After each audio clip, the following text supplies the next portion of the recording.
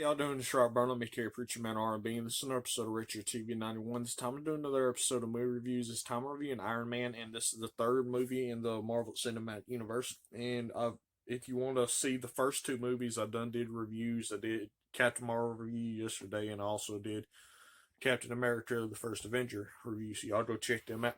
Well, what happens is Tony starts doing this weapons presentation in Iraq or Afghanistan, somewhere like that. And he winds up getting captured by the Ten Rings. And the Ten Rings is this organization led by the Mandarin. We'll get further into that in further Marvel movies. But they want him to make his Jericho missile. So he's captured. He's forced to make the Jericho missile, or the Ten Rings thinks he is, when he's actually making the first Iron Man suit. And Tony Stark got blew up in the first part of the movie, and he got shrapnel in his chest and it's close to his heart, so he has to make this art reactor to save himself and keep him alive. And this is what powers the Iron Man suit. He makes the Iron Man suit. Him and the guy who was helping him are trying to escape, and Yusuf, I think his name is, the guy that helped him, makes a distraction. That way Tony Stark can escape, and he's able to escape. He goes back home. He makes this press conference that his company will not make weapons anymore, and he starts making the Mark II version of the Iron Man suit.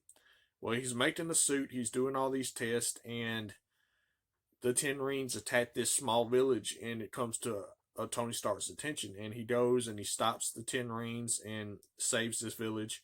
Little does Tony Stark know that Obadiah Stane, his business partner, was behind this whole thing. He was behind his capture and his supposedly killing that was supposed to happen, but Tony Stark was able to escape.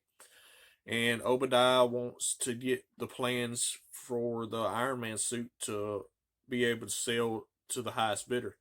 And he tries to get all his scientists to make the miniaturized art reactor. That way he can power the suits that Obadiah Stane wants to make. Well, they're not able to do it. So Obadiah steals Tony's second version of the art reactor because he had to make the second version to help keep him alive. And Obadiah steals that, so Tony has to drag himself to get to the first version. That way he can stay alive. And he takes on Obadiah Stane at the end of the movie. And Obadiah Stane has done made his Warmonger armor. And they have their final fight at the end of the movie.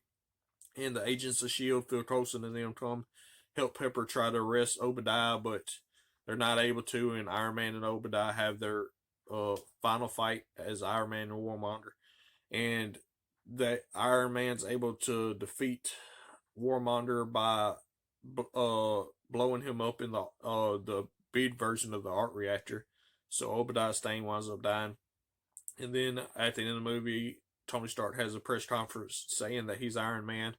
And then the post-credit scene shows Nick Fury telling him about the Avengers initiative. So we had to see what happened to that. Other than that, that's all that really happened. If y'all have ever watched Iron Man, my question for y'all is, now that the world knows that Tony Stark is Iron Man, what's going to happen with that? As always, Preacher Man R&B signing out, guys. GG is awesome. It's been another episode of Richard TV 901. See y'all next time.